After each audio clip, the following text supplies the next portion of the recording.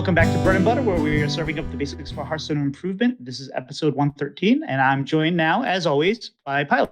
Pylet, how are you? Doing well. And today we are excited to bring back one of our favorite guests. He's got a passion for strategy and card games. He's become a prominent figure in the Hearthstone scene. His YouTube boasts over 50,000 subscribers and 21,000 on Twitch.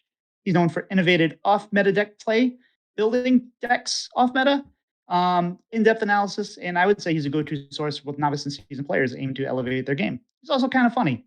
It's the Robert Warshack. Rob, how are you? Thank you, man. I love the Robert Warshack every time I'm on. I think we just gotta roll with it. It's so good. As soon as I saw that in the notes that you provided me, I'm like, this guy every time, the Robert Warshack. I love it so much. Thanks for having me again, man. Glad to be here. Some things are never going to die. But what have you been doing this first week in the Emerald Dream? What have you been doing? So the Emerald Dream has been interesting. So being a part of the theory crafting event where we got to play with the stuff early and we had to play with 10 new cards gave me a little insight into the meta and what was going on, right? And then we had the Tavern Brawl, which, again, you get to play with the new cards, but it's even a different meta. Because you have the limitations with the core and you had the limitations with the Great Dark Beyond and nothing else. And then we had the meta that we have now when the expansion come out. So it's like I'm having so much fun. I got to play 3 different metas with the same expansion, and it's been a ton of content, ton of fun, and I feel like it was a good time. So like the past week and a half, 2 weeks has been fantastic. And then we got this Friday, we got Path of Exile 2, the new season's coming out, and hopefully we possibly have balance changes for Hearthstone this week as well. So it's a great time to be playing Hearthstone.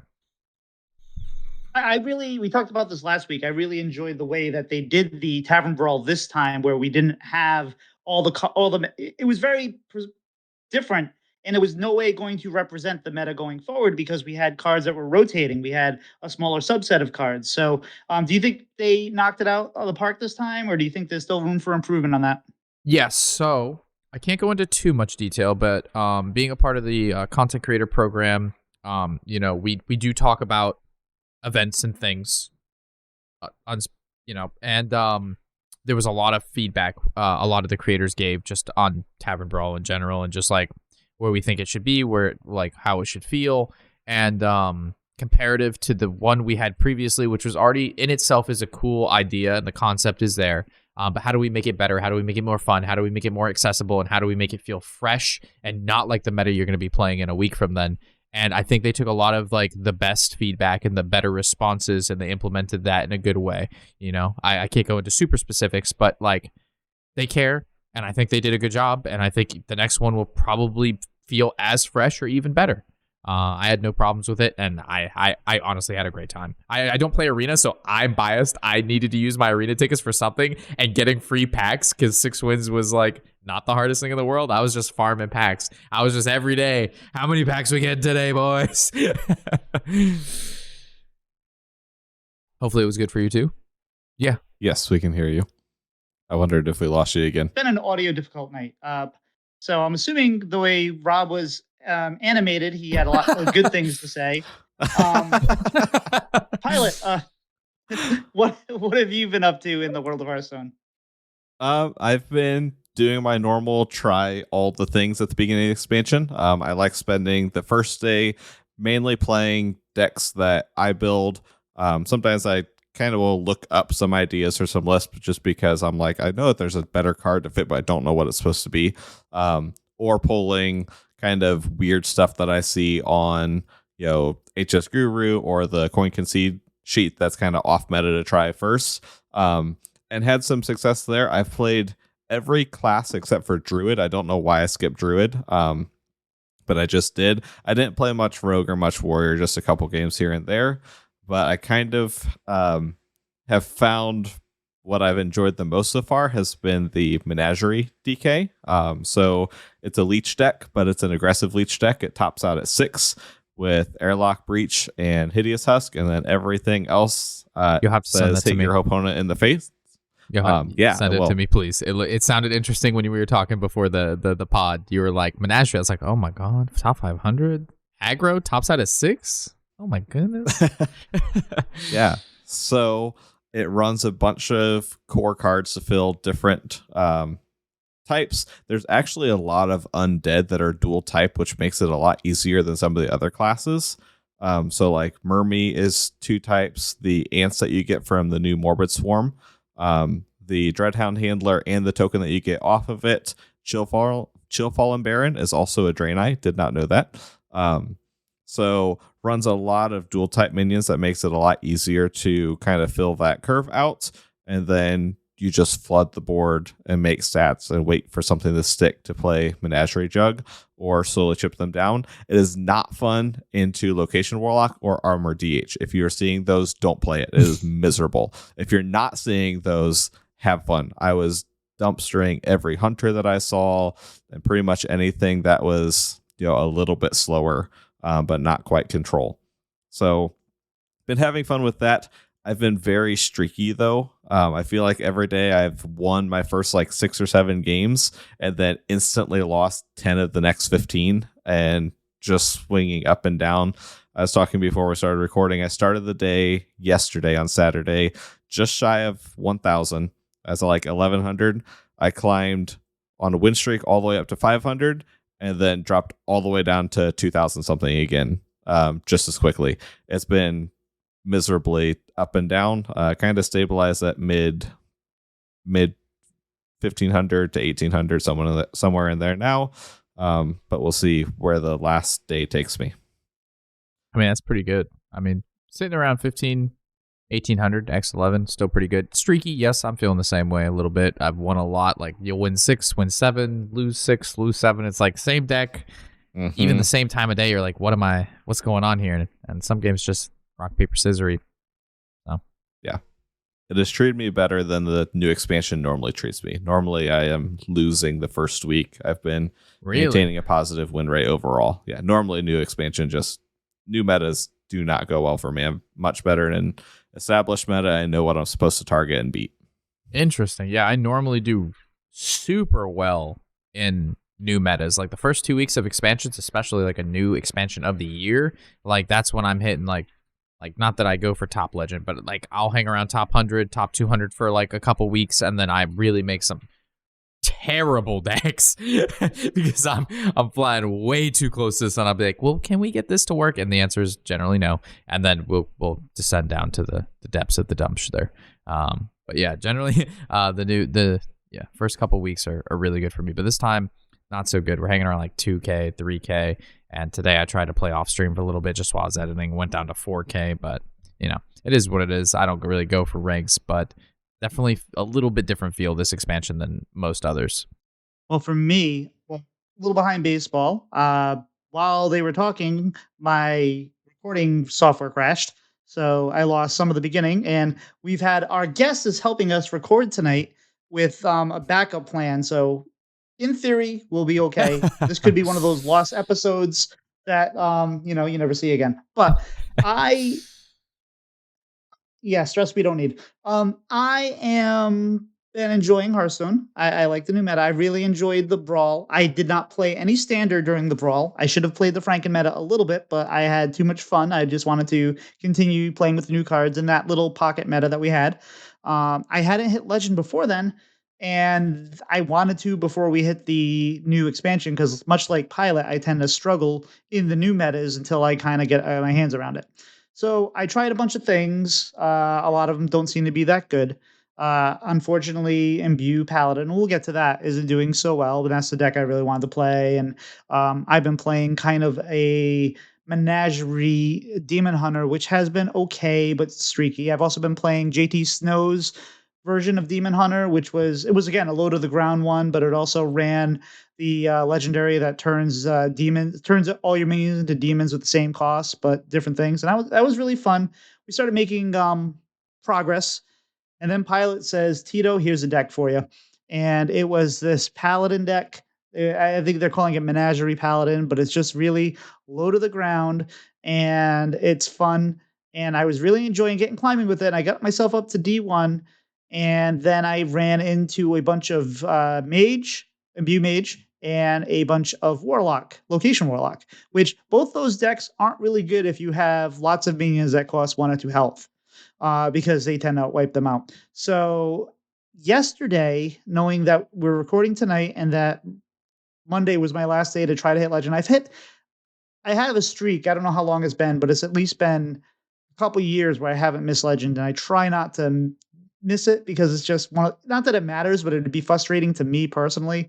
So I said, what am I going to play? And I said, Armor DH. And I said, no, I'm not playing that because I'm not that kind of person. Good. I wouldn't be on the podcast. I wouldn't be here. So we went with a hunter. It was like a Zerg egg hunter type thing. Yep. And I went like 10-1 or 10-2 or something like that, and got to legend last night and happily played a couple more games there. But it was just good to get that done out of the way. Hopefully we'll do it a little earlier next month, so it's not. Sometimes I hit it in like the first like day or two, and sometimes it's all the way to the end. So who knows? But that deck's really, really fun. I don't know if it's frustrating to play against or not. There's a lot of inevitability in that deck, but it's not like it's perfect and can't be countered. So, we're enjoying it, and we'll see where we end up. But we'll talk again about the meta in a little bit. But Pylet, what have you been doing outside of the game? Not a whole lot, actually, just because all the free time I pretty much spent playing Hearthstone, because I had time and I had a life outside of work and school for at least a week. That's kind of going away because I was talking with Tito the other day about our schedule going forward. I got asked to fill in a school close by, had their musical pit director isn't able to do it, and their show's in a couple weeks. So I know their director, and she asked me to fill in. So there went my free time and my evenings for the next couple weeks, but that's okay. I couldn't imagine being in their shoes and not having the music director 2 weeks before the show, having led ours. So doing that. Also had the opportunity to go to one of my former students' concerts today. We have someone who graduated last year who's going to college for music and for performance. So they had their recital with their instrument studio today. So got the chance to go see that and listen to him and, be impressed by how much he's grown in just a year of being in college, and seeing, as a freshman being the last person playing on the recital is insane. That, they want him finishing the performance. So he's going to do awesome things. Other than that, just played some games with my brother last night. We tried out, been meaning to finally play It Takes Two, just because I have it on Game Pass.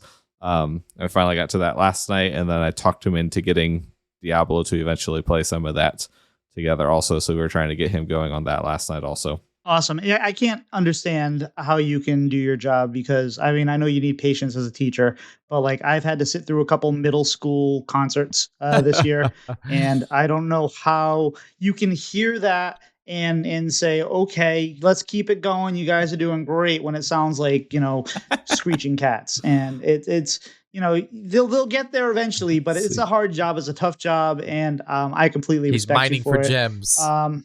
Yeah, the trick is I teach band, not orchestra.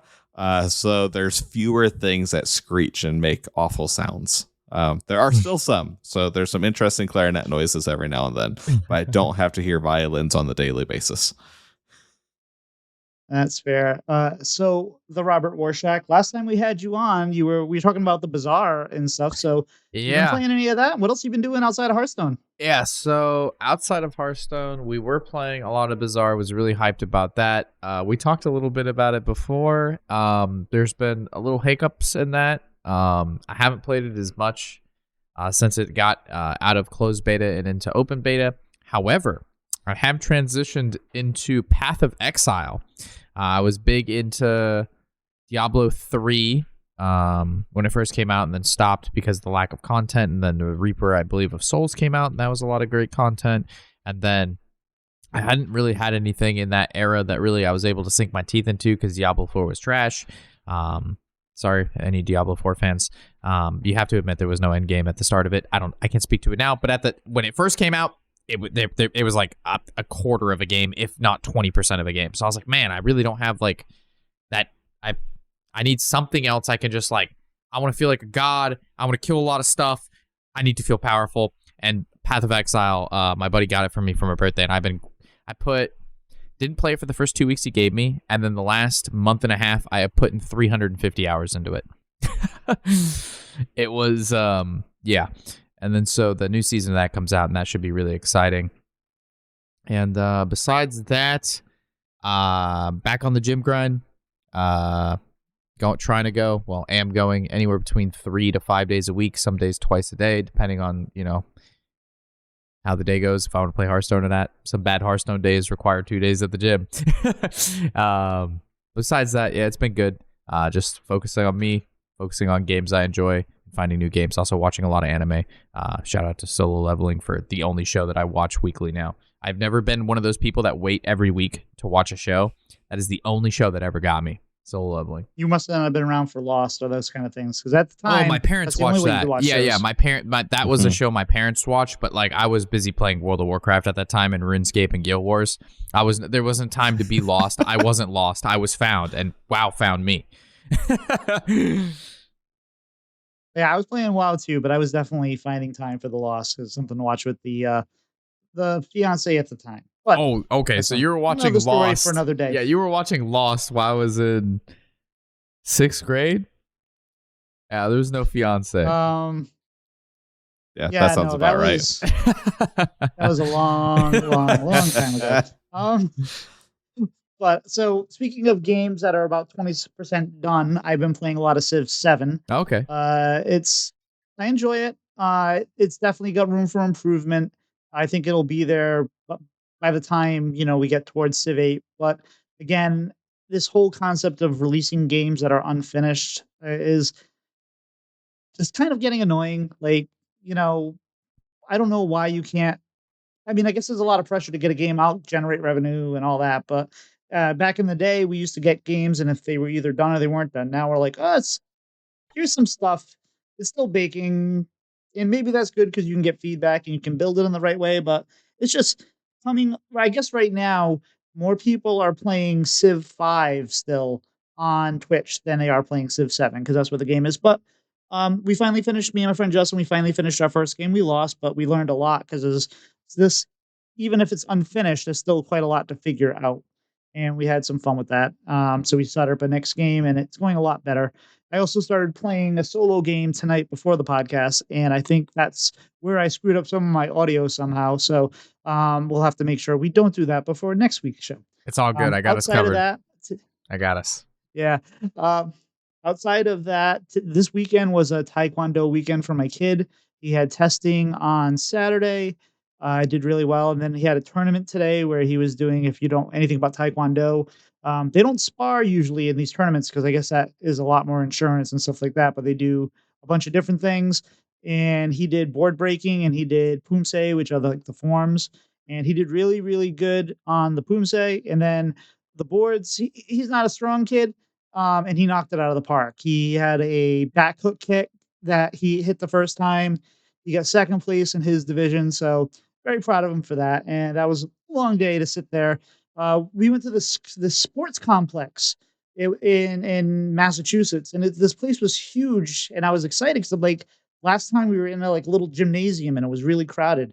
So I'm like, oh, this is going to be great. We get in there and they have us compacted to like a basketball court.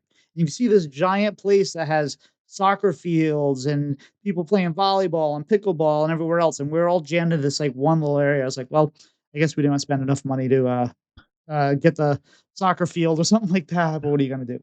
We're not here to talk about Taekwondo or soccer fields or anything. We're here to talk about the brand new meta. So we kind of thought we talked a little bit last week about what we thought the decks that would be good and bad, or at least what we thought was going to be played. And I don't think everything's lived up to what we expected it to. Maybe some have.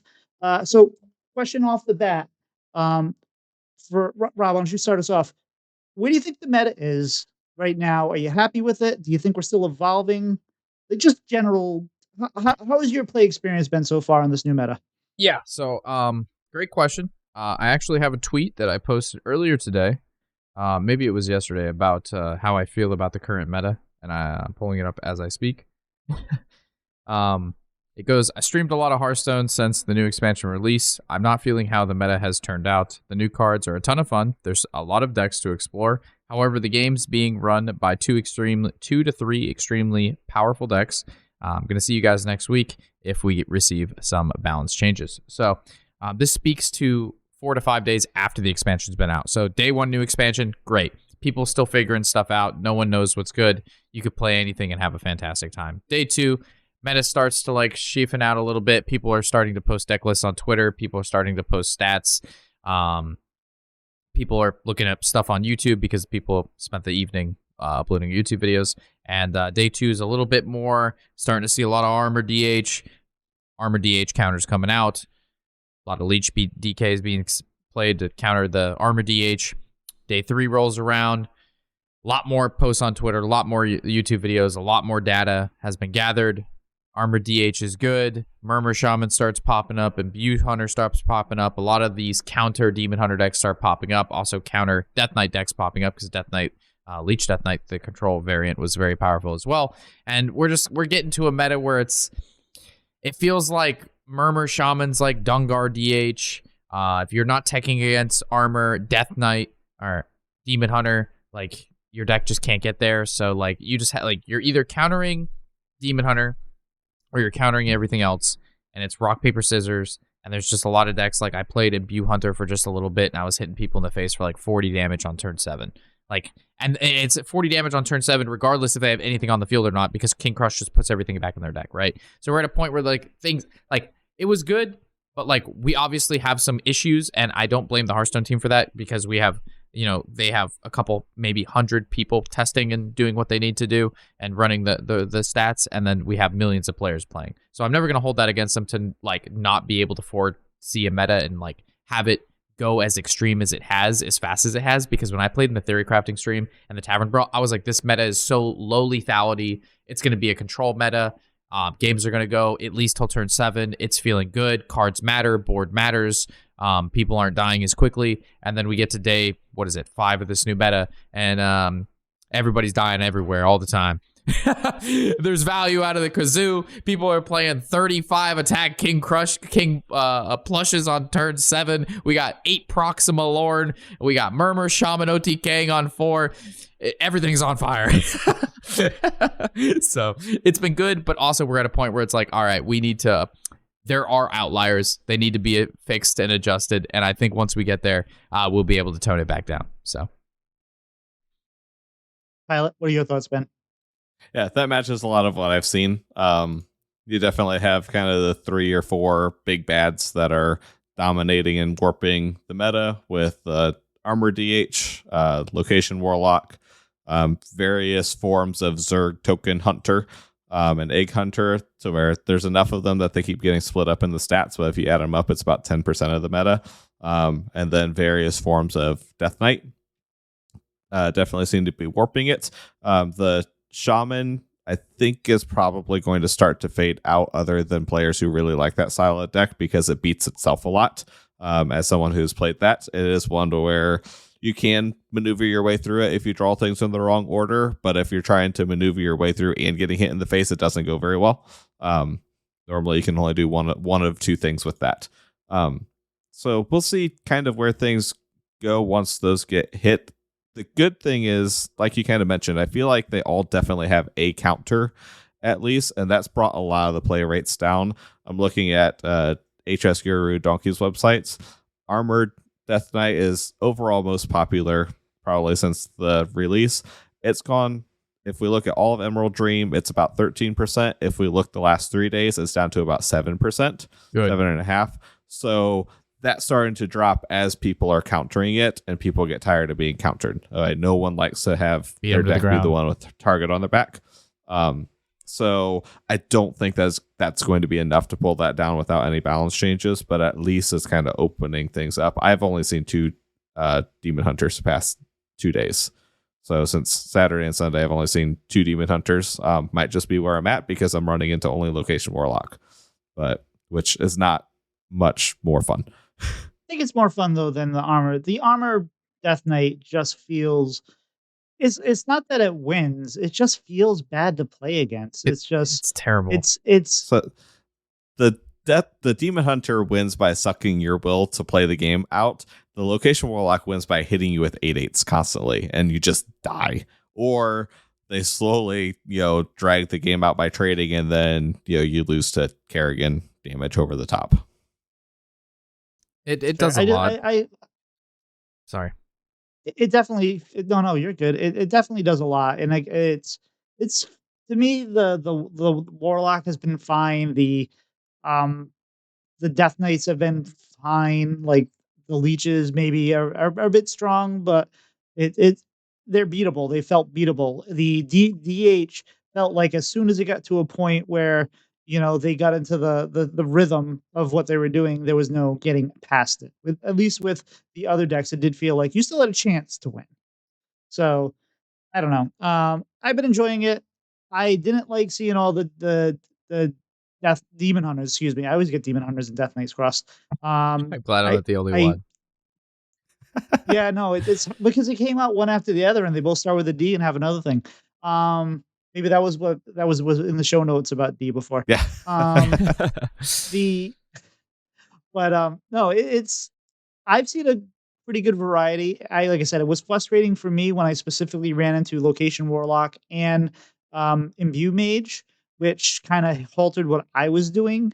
But I made the adjustment, switched up the deck, and was able to get around that. And luckily, I ran into a few priests, which helped me climb faster. But outside of that, it's been, I think, okay. Like, I agree. I think some outliers need to be reined in. I also wonder if some things need to be made a little bit more powerful somehow. They don't typically make some buffs early on. Occasionally something that's really an outlier, but I don't think it's just the decks that are too strong. I think some of the archetypes are a bit too weak to be even when we see some of these other decks reined in. I don't think we're going to see Imbue Paladin be a thing. I don't think we're going to see Imbue Priest be a thing. I think there's a bunch of things that are just not strong enough to even overcome some things. And hopefully over the course of the year, or the next few months at least, we'll see some changes, and maybe we'll get some mini set cards that will help them. But I don't know how much Imbue is landing, really. The Dark Gifts feel very, very strong, including the card that you drop onto the top of your deck, and comes in the next turn, you get a whatever it is, +4/5. That feels really, really good, but hasn't really felt like Imbue has really hit much outside of maybe a little bit of Hunter and a bit of Mage. Warlock, what have you thought about Imbue as a mechanic? I've had fun with it. It's like Shaman definitely feels underpowered. Like there's a couple cards that just don't make sense, like the Paladin one, the Imbue, where it's like a 1 mana Imbue hero power, and then you also get a minion and a Give It Taunt. Good, 1 mana. And then like Shaman has Imbue heal 4 for 2 mana. It's like, what? Who did we even play with this card? Was this card ever played with? Did any of you ever, when making this card, did you play the deck that this card goes into and find any issues? So like, I give my feedback where I can to them about certain things, and not to say anything, but we maybe next week we see some things. Ideally, they do put balance changes, and these balance changes could hit things that are underperforming. But Imbue, I think you have to be careful about it, right? Because it's a thing that persists through the rest of the game. And Quest did the same thing, right? So like they had made a comment on quests back in the day where they're like, when you go through this quest, you're doing all of these small things that lead to this big thing, and the big thing lasts the entire game. And we saw how powerful that was, because a lot of these quests, once completed, that meant the end of the game was coming soon. Imbue is kind of, I don't want to say the same thing, but you're just building this thing over time in small increments, and then eventually this thing matters a lot. Your mage hero power is doing 6 damage a turn, summoning 6 minions. Sing along, buddy, you do 12 damage for 2 mana. A lot is happening, right? So like they don't feel good now, and I think the reason is the StarCraft mini set and just some of the sets before that, they're so powerful. I mean, dude, they toned down StarCraft by reducing a lot of the power level. They increased mana costs of a lot of the heroes, and they're still the best decks right now. And in some of those best decks, we're not even seeing any of the new cards. So I don't think it's really an Imbue problem. I think it's we didn't tone down the previous stuff enough to put the benchmark of this year for the first set to like get the power level where it needs to be so we can do power creep throughout the year. So I like Imbue where it's at. I don't think Imbue's the problem. Well, the one thing I think, and I've said this on previous episodes, is Imbue is the same thing as Inspire on some levels, right? Like it's better than Inspire, but it still means you have to hit the hero power. And a lot of times hitting the hero power is not something that you want to be doing. And with Imbue, you need to do it sometimes often. So that's kind of where it feels bad to me, and it doesn't feel strong enough because yes, it's powerful, and like Hunter, yeah, it works out great. But like in Paladin, yeah, you're shuffling 2 dragons into your deck and priests. I mean, whatever the heck they're doing, I don't know, not much. But like, there's it just feels like that is too much of a negative for it to be super good. And that you're right, it's probably a big balance there. But like, look what they did with the cards that they brought back for Twist, where okay, here are some imbue cards. We're also going to add them to be a battle cry, and then inspire, and those still were kind of okay. So I don't know. I like the idea. I think it's fun. I just they're gonna have to bring up the power level or like So something. so you mentioned the Imbue Paladin deck, which I thoroughly enjoyed. I thought it was going to actually be a good deck, and I really enjoyed playing it during the theory crafting event. So speaking of that, in the theory crafting event, it was really good. It felt like one of the best decks, and the reason it felt like one of the best decks in the theory crafting is we had to play with 10 new cards, period, and we were limited in what we could and couldn't do in regards to decks, and because of that, we couldn't play a lot of the super powerful stuff, and I don't like it feels slow and it feels like, oh, I don't have time for this. And I just think that's because all the other stuff from StarCraft expansion is just doing it faster and better. It wasn't hit enough. It like I said, it was it was the second best deck I had in the theory crafting stream over 12 hours. It went like 10-3 and it was super fun. So, yeah. Pylet, what do you think? Yeah, I think I agree with a lot of what was said. I think Imbue is one of those things to where I think it's also tricky to get it right power level wise, because it's also, if we're looking especially at a designing standpoint, it's not a super, for the most part, not like a skill demanding type deck. You imbue the hero power, you hit the hero power, and that's a third of your deck. So if they push it too much and make it to where the things that get you to that payoff are too strong, then it's way too strong. You know, if they bump the stats, a lot of the imbue cards have a stat penalty for it. It's a 2/2 instead of a 2/3 or whatever it might be. If you start to push that to take away that tempo loss, then it probably very easily swings the other way on a deck that is very just curve your stuff out and draw the right thing. And normally they don't like those being, you don't want those to be too overly powerful, in my opinion, because they're just, you play the card that says do the thing and that's it. It's okay sometimes. But we saw that to where like, I know like Hand Buff Paladin this time last year was one of those decks where it's very, very strong, but very, very straightforward to play. You draw the weapon, you tutor the weapon, you make big things, you hit them. And there's a couple game states where you could have some choices, but a lot of times it just got negated because you made a giant lifesteal rush. So they do kind of like to keep those decks kind of middle of the pack, I feel. And it makes it a little bit tricky. I think that there's room, especially for the hero powers that only do one thing. Hunter and Mage, I think, have been the ones that felt the best because they do two things at the same time. Hunter buffs the minion and gives it a mana reduction. It's insane. That's definitely the strongest straight up one. Mage, you're dealing damage and building a board. Now, sometimes you don't always want all those 1/1s if you're trying to play something else, but we're building a board and doing something with it. Everything else is pretty much one thing. Yes, Paladin, you're shuffling in 2 dragons, but you have to draw said dragons. So that's probably where the power level has been different between those, but I think it's something that they're just not set up well right now. Going back to what Warshack was saying about like the StarCraft stuff, if you look through like tier 1 and tier 2, 75% of those decks are Zerg, Protoss, Terran. 75%. The ones that aren't running like those as a main package are Death Knight, Armor Demon Hunter, and there's like one other thing, Zeremi Priest.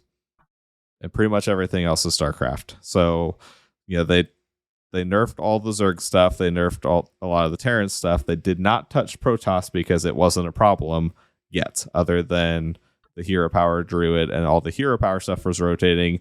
But, Protoss Mage is very, very good right now. Protoss Rogue has had a moment to shine now. I think that those will probably be next to kind of put all three of those back in line again. All right, so let's go ahead and talk about each class a little bit, where we think it is, and whether it's too good, too bad, just right. We can Goldilocks it if you want, and what the options are. So let's start with Mage, since that's kind of one of the ones that seems to be played quite a lot, but feels fair. It looks, and then looking at the stats, it seems to be pretty fair. You have some good decks. You have like a Rayla Imbue, you have Protest Imbue, you have Skyla Imbue, you have very different versions of Imbue. You also have Protoss. There's a spell out there, but that's only like 37%, so don't play that. I tried playing something like that. The pilot said it's good. Maybe there's something there. There wasn't. I don't think I said that there was something there. You said there might be something there, but no, maybe not with a spell mage. I played a lot of spell mage last year when it wasn't good and made it work, and all of those good cards that pay it off went away. No minion mage is not it right now. So Warshack, what are your thoughts on Mage, and how sad are you to not have the late show card there anymore? Yeah, so losing Light Show for me was quite a terrible thing. It was a tragedy. It was my favorite card, I think, for many years. I built probably 40 to 50 different Light Show decks. It's just a fun card. I really enjoyed it. Also, just the look on my opponent's face when you play like the 8th or 9th Light Show, and you have like a Civ out, and Civ's at like +6, and you just watch the despair and darkness go over them as they hover over the cards, trying to realize what you're playing because they've never seen Light Show before. And it was nice. It was really quite wonderful. So it's been hard without it. Protoss Mage has been fun. The Imbue Protoss Mage was a lot of fun as well. Doesn't quite hit exactly. Colossus is a good card. It's fun, but it doesn't, like, there was just something special about Light Show. I also liked All Spell Mage. I don't know what was it about, like, the Supernova. You just play a bunch of cheap stuff, and then you get the Supernova discounted, and then you play the I love the location with the Elemental Companion, and then you hit the -1 guy, and then you go Supernova, and then they're all free. Love that. So I mean, Mage is just one of those classes that generally has 1 to 2 really fun decks, minus now the Light Show. So Pilot, what have you been enjoying in Mage?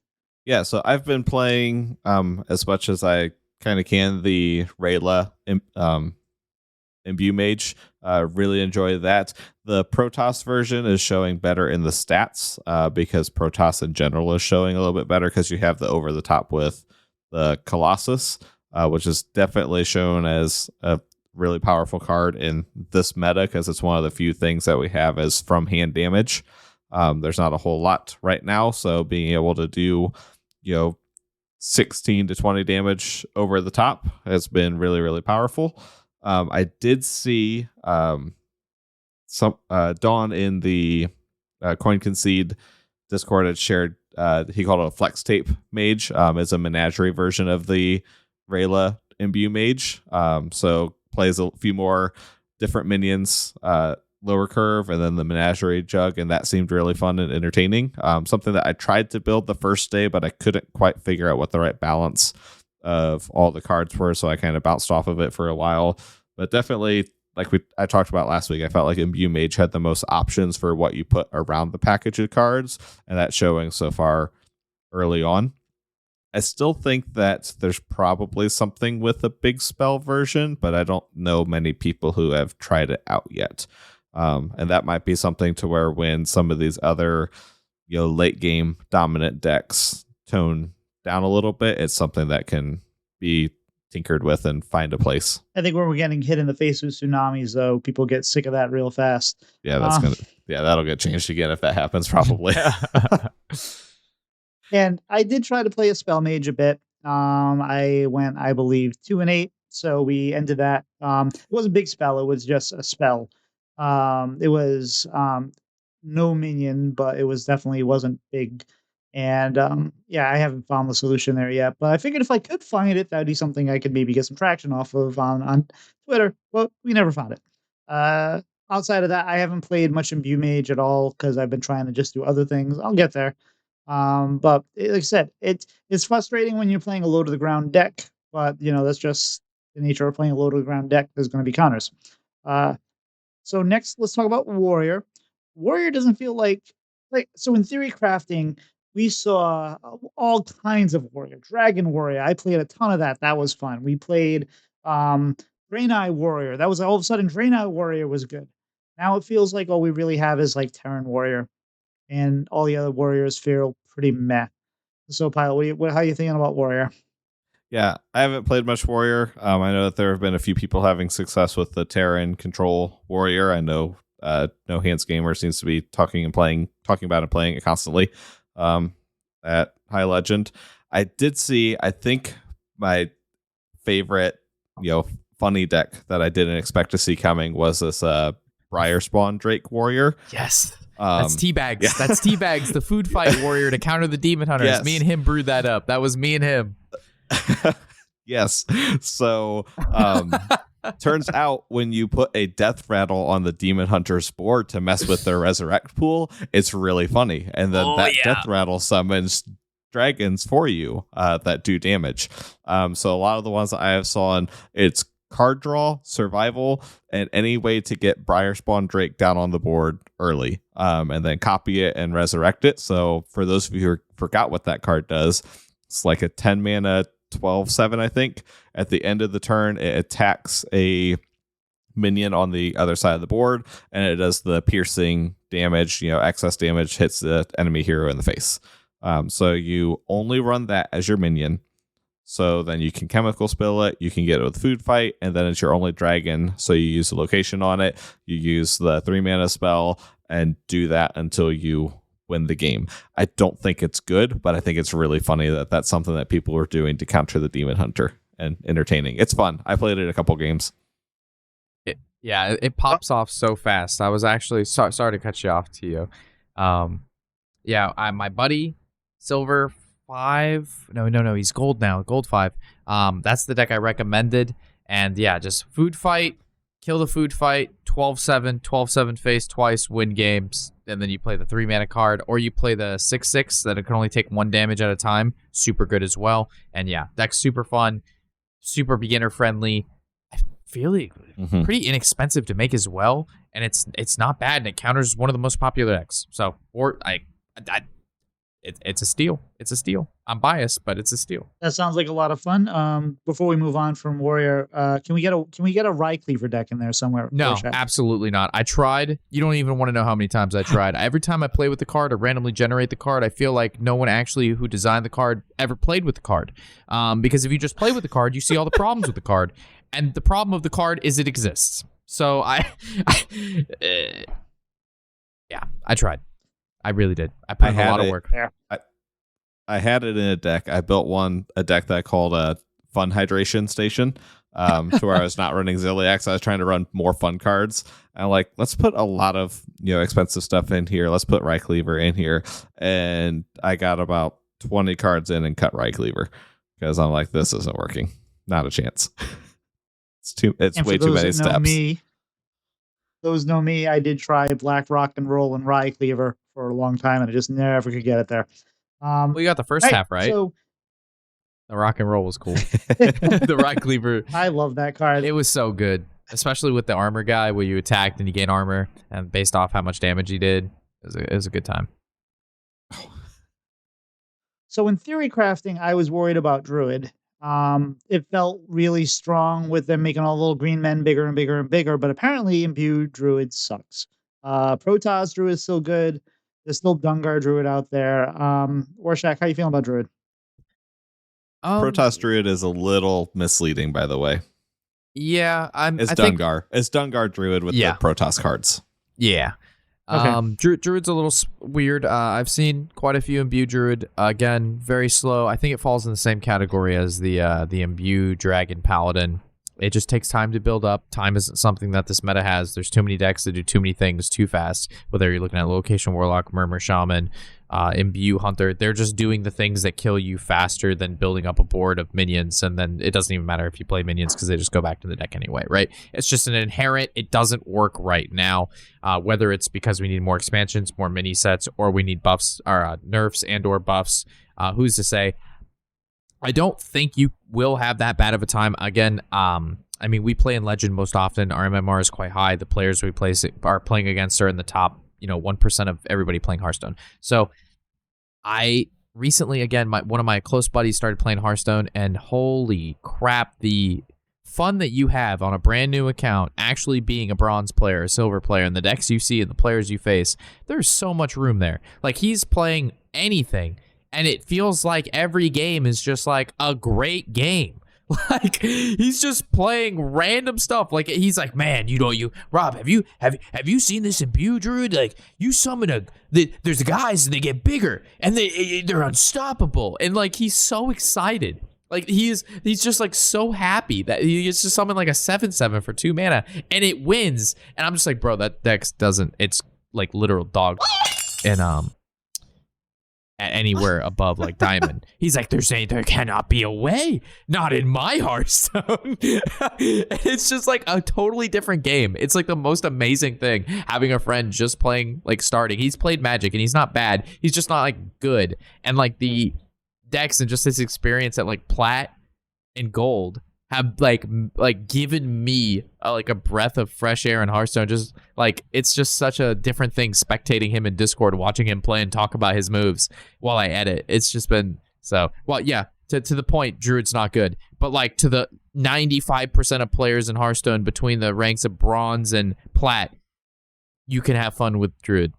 What the best part about that is your buddy probably said, yeah, Rycleaver sucks. Yeah, he'll probably agree that card's still bad. No, but yeah, it's pretty interesting. Pylet, what are your thoughts on the Druid? Yeah, same as what you guys said.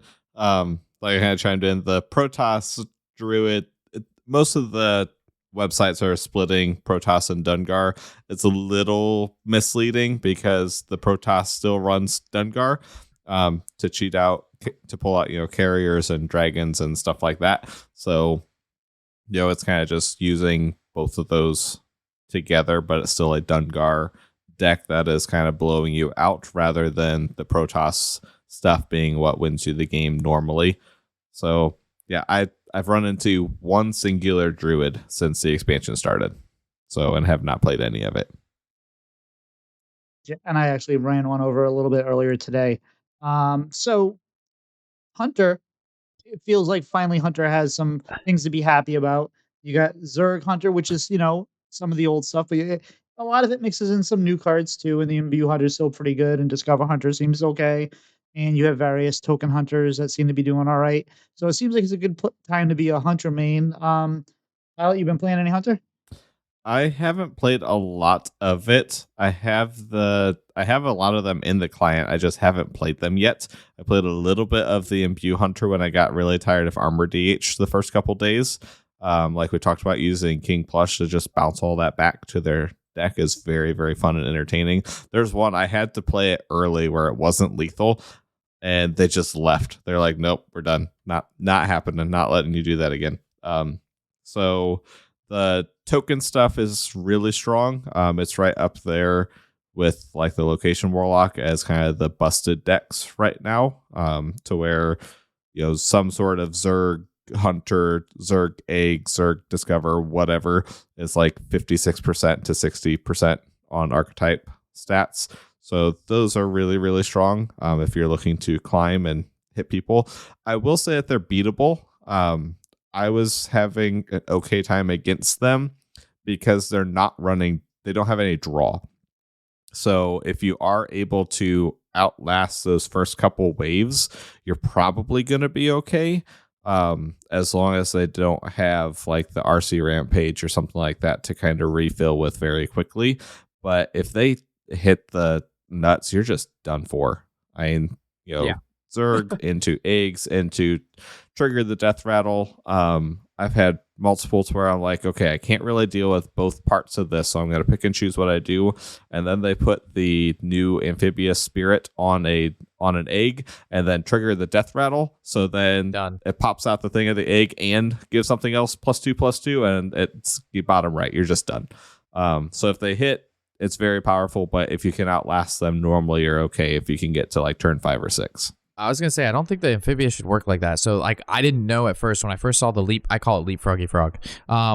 Yep. So if they put the leapfroggy frog on a death rattle minion and then you kill it, it leaps to the minion it brings out instead of leaping to like another minion if there wasn't. So I thought if I just kill the death rattle minion, it's the only minion on the board. It has nothing to leap to. It wouldn't leap to itself, and that's how it works, which makes it insane. I didn't realize it did that. So like I think that's it's very, very powerful. Sorry, Tito. Oh, no problem. I think the most interesting thing is we have all these egg kind of decks, yet we're still not playing Grom or egg bashers in most of them, which boggles my mind because those feel like egg really basher good is cards. the wrong class.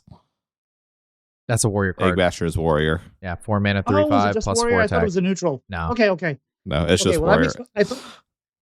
Fair. I thought it was a neutral, but yeah, we're not running Grom, and that's kind of sad because that's designed to eat eggs. But I guess you don't want to eat eggs until you can play leapfrogging.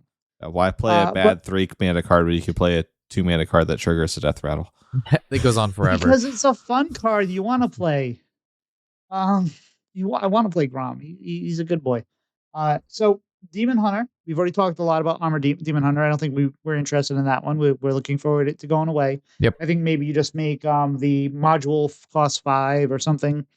So you can't do that whole combo, but yeah, you bring a module to 5 and you change it back to 6 armor, whatever it was, and then maybe make it slightly better stats, something like that.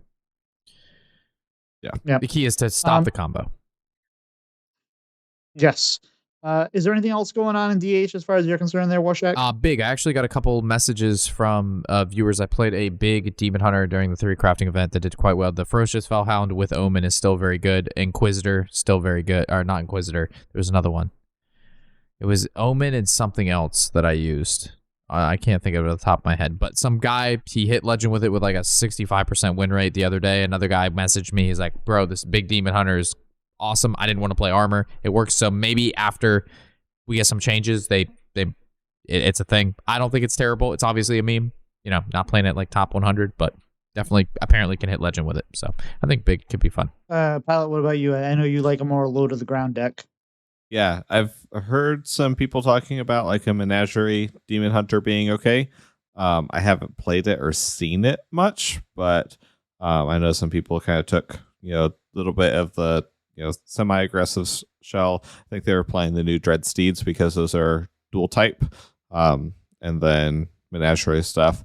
So it seems to be doing okay from what I hear from them and kind of see on a couple stats things where it pops up. I did play 1 or 2, well, probably 3 or 4 games of Crewmate DH just because I needed to clear a quest and decided to play that instead of armor. And it actually was okay. I actually was positive with the deck. So, things have slowed down enough for that to be playable, which is interesting. But if I was running into the top meta decks, I don't think it'd do anything. So we'll see where that ends up. Yeah, like I said before, I enjoyed playing a viewer list that JT Snow gave me. Play that I almost stayed for the whole night with that because I was just having so much fun. We were winning, we just weren't winning quickly. We were above 500, but it wasn't like we were running 65-70% climbing. It was fun. It probably can use some adjustments. But yeah, there's stuff out there, but it just gets really frustrating when you just run into the decks you don't want to see. So hopefully that goes. Now I think the Dread Steeds, they're missing it feels like they're worse than they were when they were a hunter type thing when we had the Wild Seeds. But I think the real issue is there's no way to accelerate them. Like the cards themselves the Steeds are probably fine, but Hunter had hey, And Wild make Spirits this that happen a turn tuner. Yeah, and they're just not there. So I think that something's missing from that, and I think they wanted to avoid because how many times did the wild seeds get nerfed? Like 7 or something like that. So it's understandable, but I just kind of wish they would have um, added some kind of accelerator there, and it might be a little better. But I think it'll be fun. Um, I know you guys mentioned in Shaman the Murmur, and I've seen Murmur, and I lost to it once when they had this whole rigmarole happening with that, but I haven't seen it a lot, and it hasn't really felt that strong, except for the one time it kinda went off. So, is it good? debatable. I think it's gained a lot of. It went from no play to a good amount of traction. I think I saw it a decent amount at top 500 streams from what I saw. It does have its problems though, like you said. A lot of people playing Hunter right now. A lot of people hitting its face. You don't make it to. You know what I mean? You got to play Murmur on turn 6. You got to draw locations. You're not doing a lot of stuff. You're not healing, and then you die. Right? Yeah. So it really just depends the meta where you're at. You see a lot of Hunter, a lot of aggro decks. Murmur Shaman's going to probably falter a little bit unless you have like double Volcano, double Lightning Storm. You're really teching against it, right? But again, it just gives me Dungar vibes where you just like play Murmur on 6, you have the location, and then you just play Hagatha or some sort of Nebula combo or manager with the Ysera, and then you have a board full of 30/30 stats on turn 6, maybe 5, depending if you have coin or not in location. So it's just one of those blowout decks. Doesn't, you know what I mean? I'm not a fan of those kind of decks where if you just like draw Murmur in the things you win. But hopefully it gets hit, or it's just like people don't like playing it. I think you touched on it a little bit earlier on that. Yeah, I played it a little bit yesterday. I won like my first like 6 or 7 games with it and felt like a genius. Because it is definitely a deck where you have to plan ahead and plan out very well, and especially if you are facing something aggressive, decide, can I play this overload card? Can I wait a turn, or can I clear them now and be fine not clearing them next turn so that I can have the Murmur pop off? And you have to really plan ahead. I really enjoyed the games where it didn't hand everything to me directly and you had to figure it out. Those are really enjoyable to play and figure out.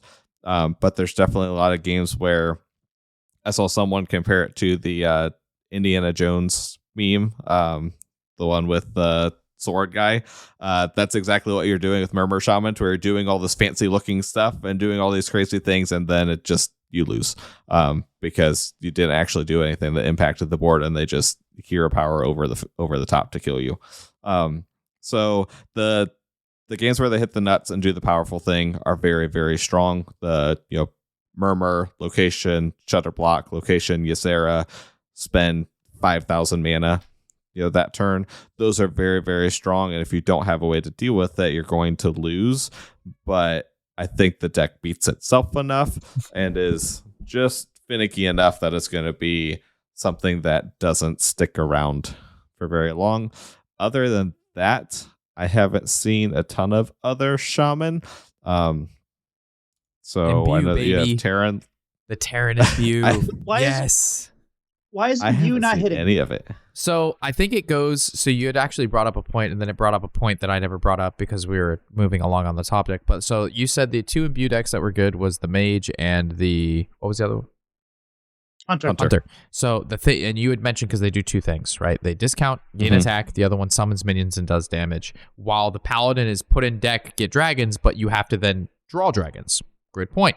And then the Imbue for Shaman is I have to not only have a minion on the board, it has to be a minion I would like to evolve, and then it evolves into something that I don't know that could be worse, right? There's a lot of if, ands, or buts.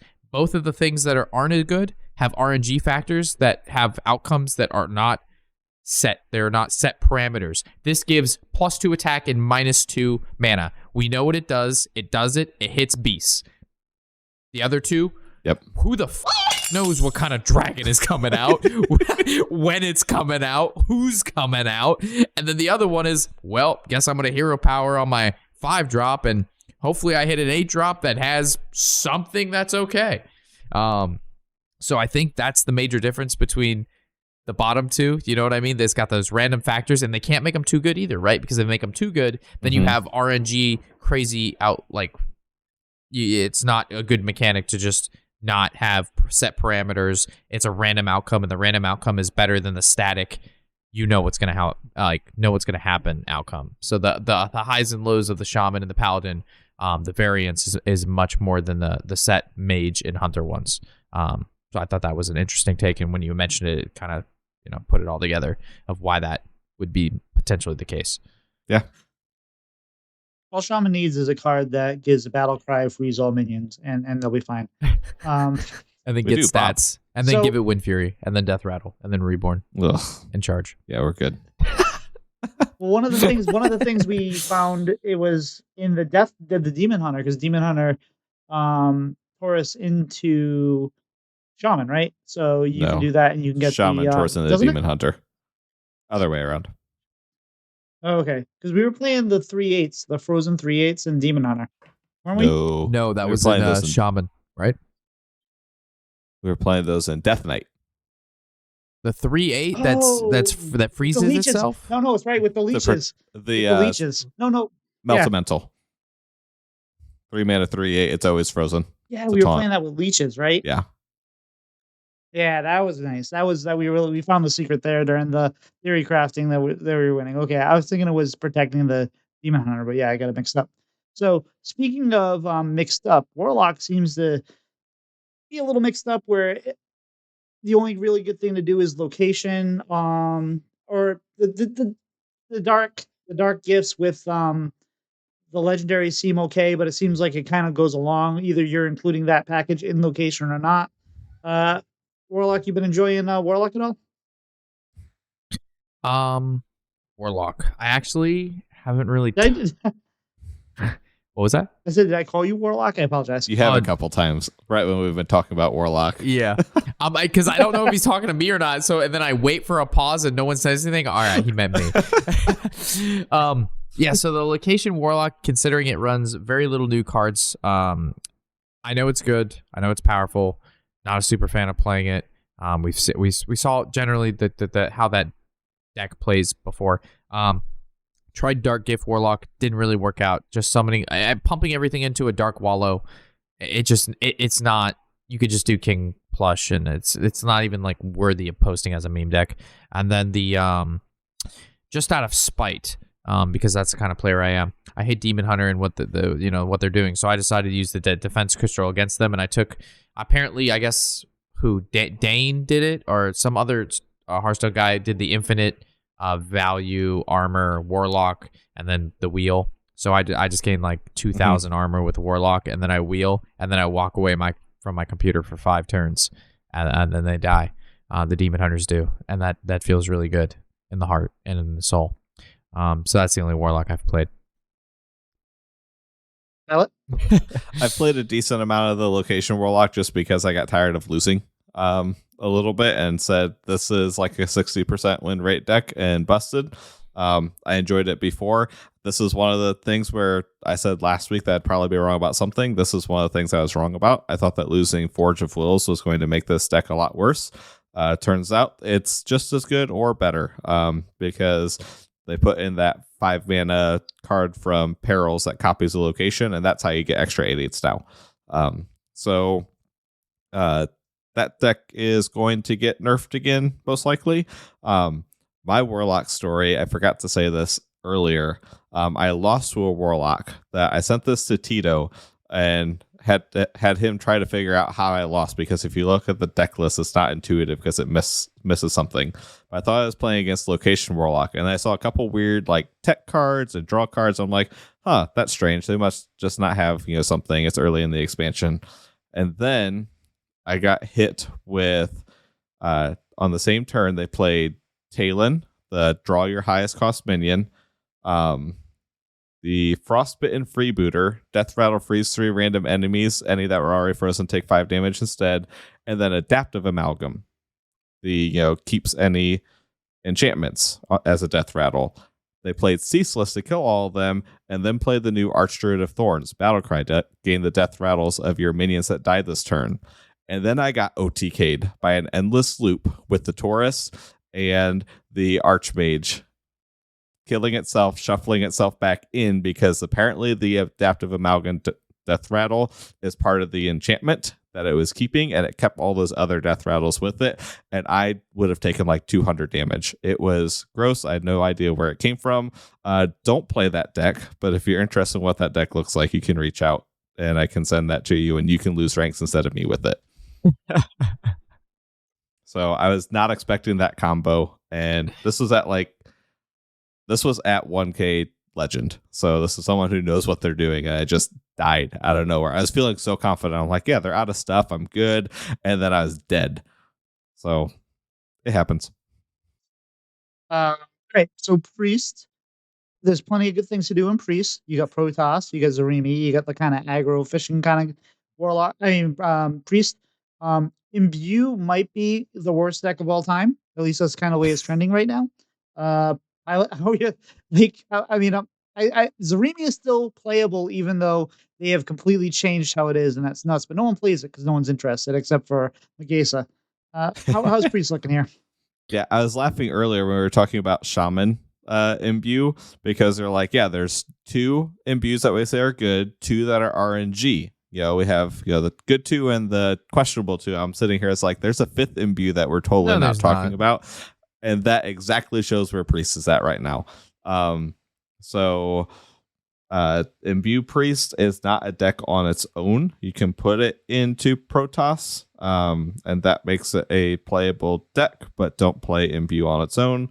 Protoss Priest in various forms is pretty good. I was playing a little bit of the aggressive Priest earlier with the Protoss, just some draw 2, make the 3/4 charge and hallucinations. The pain package, that's still really good. I know that there's some that are having a little bit more of the Protoss package to have Mothership as a backup plan. And then there's also they're classifying it as a Tyrande Priest, but a lot of them that I have seen, they're the aggressive kind of burn style priests, and then you have Tyrande at the top end for if you have something that you need to double those spells to do enough damage to kind of finish over the top with, or double the Protoss spells. And that seems to be doing pretty good as well. So if you're like hitting people in the face as priests, you're probably having a good time. If you like controlling the board as priests, you probably are not right now. So Warshack, you tend to like bad decks or bad classes to find ways to make them win.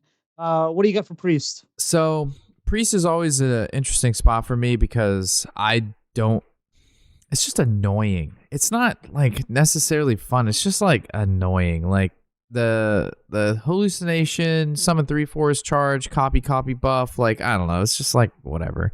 That's the new Priest, I guess.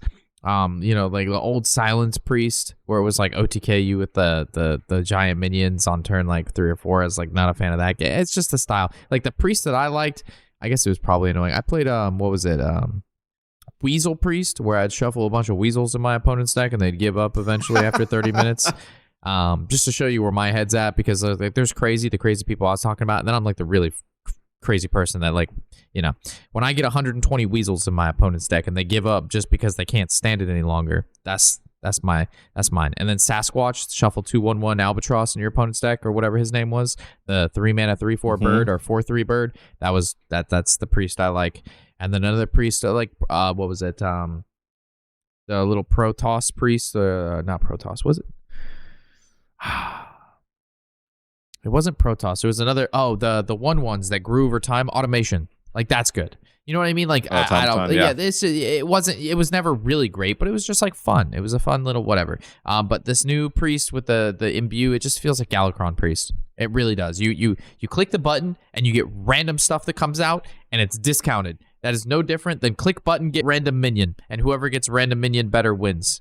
Like, I don't know. It's just, at least they like stepped away from stealing opponents' minions as much. But yeah, not a fan of priests in general. Very few priests I've liked in the past.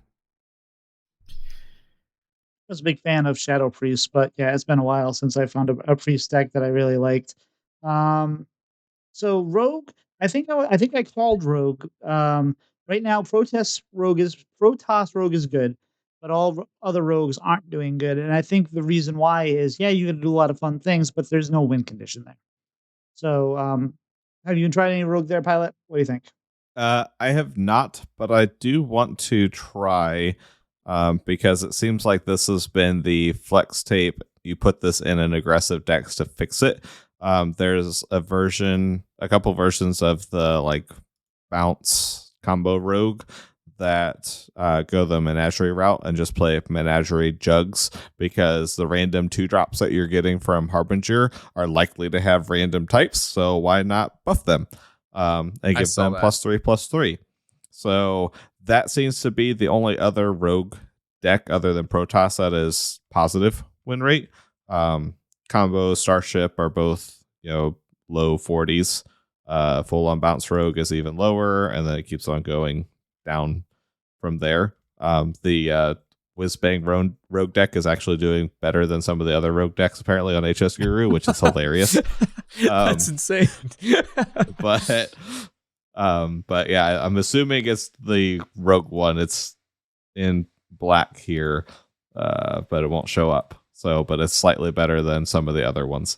But yeah, Rogue is, we kind of talked about it some last week. I think Rogue is going to be one that takes a little bit longer to figure out exactly how all in you go on certain packages other than the Protoss stuff.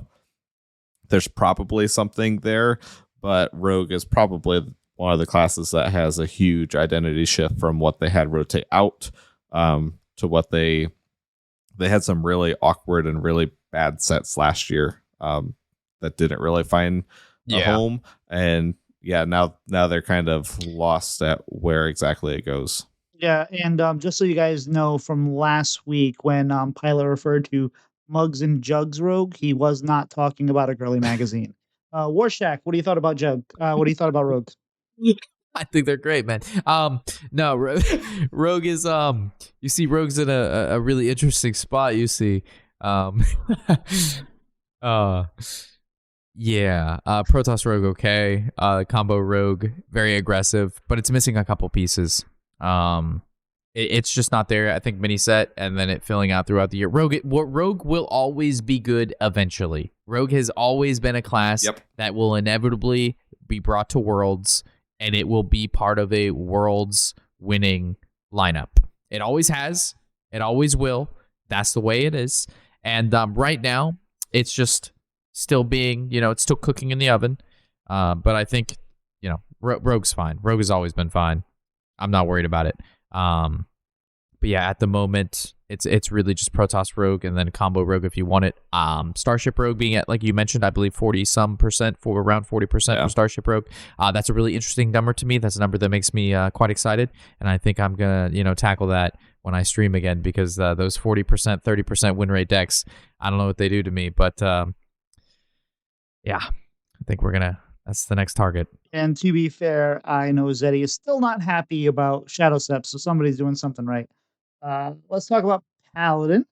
Like we said before, there's a menagerie deck that seems okay, but it's not, crazy. And then it seems like all of the Paladin's bad right now. Warshack, is there any good Paladin out there besides the menagerie Paladin? Paladin kind of falls under the same route of Priest for me. There hasn't really been a really great, interesting, fun Paladin deck I've come across in a long time. I think the closest thing to a Paladin deck I've really enjoyed in the past was the Reborn Dino Dog Paladin, where you had the hero power that gave a minion Reborn. You put it on little Dino Nuggy, and you make like the 8/8s, and then you had like the mech package in there where you'd play the 7-mana card and bring back all your mechs, and then there's the 4 Horsemen Paladin, Shrivala Paladin, all that good stuff. But I don't know, the Paladin that we see today with like, I'm gonna play this card that buffs this guy, then this guy buffs this guy, then I play a 20/20 Leroy, and then you die. Like, that's not fun. View Paladin for the Dragons has been interesting. I've enjoyed it. It just hasn't been that strong. But yeah, unfortunately, at the moment, there's still no Paladin deck that's like, I'm like, yay, a fun Paladin deck that wins 50% of the time. That doesn't exist currently, but maybe it will in the future. My favorite Paladin deck, and my favorite deck probably of all time, is probably Pure Paladin. I just love that deck. I love you the like Countess. the 7-mana 7/7 get 5 cards and all that the tickets. You like the tickets? Yeah, that was fun, man. No, it wasn't fun. There was nothing fun about the tickets. That deck was and you know it. Look at that grin, bro. What is this? This is a pure Paladin player on this podcast. I ain't never coming back, bro. I don't want to take it to this podcast again. I'm good. I'm just kidding. All right, But that's fair. seriously, Yeah, no, I love that deck. That was so much fun. It was because it was always interesting ways to win. It was always kind of interesting like, ways okay, to win. Okay. like how do I yeah, you had to solve a puzzle sometimes. Sometimes you couldn't get there. Sometimes you could pull out some really weird stuff. Pilot, you got to watch me play a lot of pure Paladin, but was there anything in Paladin right now that you're excited about outside of the Menagerie? Yeah, that's where the not a Pally main meme came in. I would constantly put that in his chat as is like I'm not a Paladin main as he's played his like 500th game of Paladin that month. So yeah, the Menagerie one that I sent you is the only one that I've really played. I think I've played more Paladin cards in Mage than I have in Paladin though. So that's just because of what has interested me. I think my takeaway from Paladin this expansion is that Vacation Planning is an actual card. It's for those of you who forgot what that is, because I didn't even know that was a real card till I saw it in a deck. It's a 4 mana. It's like restore 4 health, summon 3 silver hand recruits, and draw 2 cards. It's kind of just taking the place of, well, we need card draw somewhere, and this isn't totally embarrassing. And it's actually okay-ish. It's in the Menagerie Paladin I was playing. It's actually in one of the Imbue mages I was playing. Just because you can buff the 1/1s with Busybot. So some of these cards that we kind of slept on because they were so weak last year are actually seeing a little bit of consideration this year at least. But yeah, Paladin's kind of there. I think it'll find its way eventually, but it's another one to where it lost a lot of stuff with the year that rotated. It doesn't have enough to kind of take its place. One thing about the new Paladin Legendary, the one that casts your highest cost card as an aura. I think the obvious choice, obviously, is the 7 mana spell, deal 5 damage, gain 5 health twice. So it's like a Power Blast every turn. But if you can get that down with Crusader Aura, it casts a Crusader Aura every turn. So that can scale pretty quickly if you can get it going. So that's a lot of fun. It just doesn't happen that often. But boys, we have one class that we skipped. We skipped Death Knight. I'm pretty sure that I fell asleep during it. But we were so excited to talk about Shaman and View. Stroke this. I did use Ursol in Shaman to cast. I did have Nebula in my hand, but I had Wish Upon a Star. So I discovered an Ursol, and I was giving +2/+3 to everything at the end of every turn. That was fun. It wasn't great, but it was fun at least to see gigantic minions that I was playing, just trying to stay alive in that Murmur Shaman game. But anyways, since I'm the one who brought it up, we've talked about Death Knight quite a bit earlier. Anyways, most of it is leech based in some way. It just depends on how fast you want your leeches to go. There's a more aggressive Menagerie one. That's what I've been playing. It tops out at 6. There is kind of a general leech spaceship one to where you're doing the starship things. That's a little bit faster in a way, kind of death rattle focus. And then there's a couple slower, more blood DK style leech decks. Some of them are just kind of focused on sustain, get through the game. Some of them are going a little bit longer and using like 8 hands from below or whatever the card is, and then kill Jaden to just drag the game out and be, I'm going to out survive you. So leeches are good. Leeches are pretty powerful, especially Hideous Husk. I've gotten a couple of those off of the Discover with Dark Gifts, the 1 mana card that you get to discover an undead. If you spend 2 corpses, give it a Dark Gift. That's really good if you can find Hideous Husk, especially if you get double Battle Cry, and then everything just disappears. So Leech is probably something that's on the list that might get tweaked when we have that first bounce patch, but none of the DK stuff is actually win rate wise is overly offensive, but it is very popular and strong enough that it's getting a little frustrating to players. Yeah, you just need to get Ursol to cast Red Dwarf in a deck somewhere, or Dwarf Planet, whatever it's called. Yes. That terrible card. Warshack, any thoughts on Death Knight before we wrap up? I think they hit Zerg DK a little too hard. I think there was a medium. They just nuked it. I think that was a good deck for new players to understand the game and do a lot of board centric value trading. they made it unplayable. I think if you just turn the card into a +1/+1 battle cry, it solves the issue completely. But they didn't do that.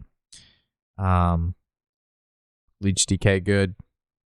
I don't like that the win condition, like you mentioned, is kill Jaden, just outvalue 20-minute game, 25-minute game, just run them out of resources. I've never liked that. That reminds me of Archivist meta back in the day where you had 10 cards to your deck and you just out-fatigue them. Not a particular Leaf fun game plan. We had the 7-mana 7/7 deal 3 at the end of the turn. Back then, that was good enough. That was a win condition. But now that's obviously not even close to being strong enough. And when people have hundreds of health. So yeah, Leech DK is in a interesting spot. I think the faster decks will tend to probably be the ones that are going to be better, just because they'll get more refined over time. But yeah, I think that Knight's in an okay spot. Just unfortunately limited in what's actually good. It's really just the leech and then how you do the leech. It's still leech at the end of the day. You know what I mean? How you play the leech is whatever. The core is the part that wins is the leech. Yeah. So That's fair. And it's okay, but yeah, they definitely need to make some adjustments. So we'll see what happens this week. See if we get a balanced patch or not. I'm glad they didn't make any emergency patches because I like when we give us at least some time to figure things out and explore. And I think we did that this time. So listeners, if you like the show, give us a review. It'd be nice. Helps people find the show because, we want people to find the show. But anyway, question for the week. Warshack, I didn't put one in the show notes, but I thought of this one. What is your favorite exercise to do at the gym? favorite exercise. I really enjoy, it's actually a new workout. I take like the double-sided rope over the head and I do tricep extensions over the head to work out the long muscle in the tricep group. I didn't know that was a thing. I just did triceps with the rope down. I did like tricep like extensions out like on the bench, but I never did the rope over the head at like that incline.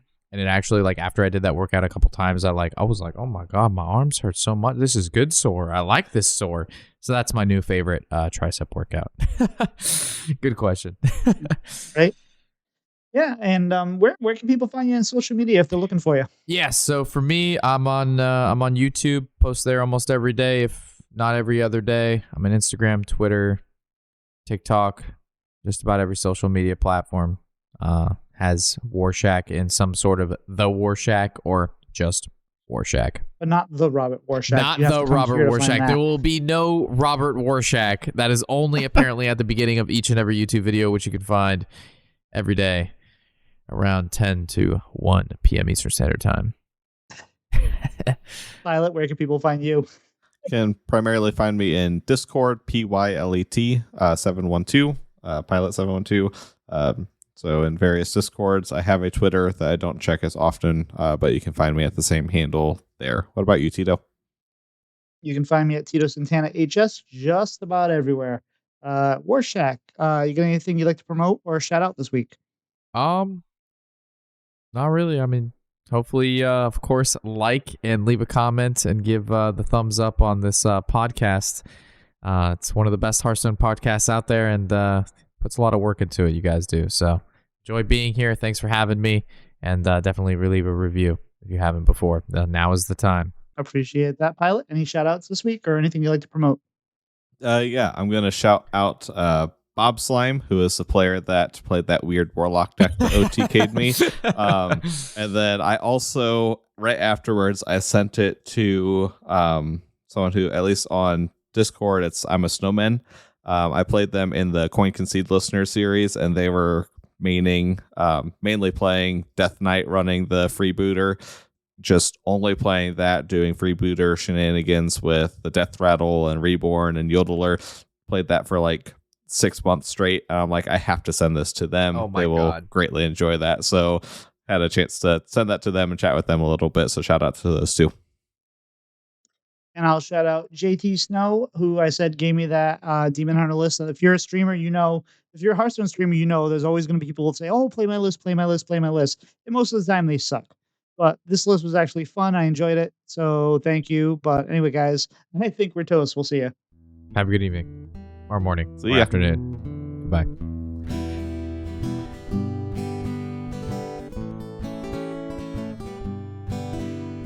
It's like two brothers meet one another when they slide up to the mic. It's bread and butter with one another. Let's start up that recording light.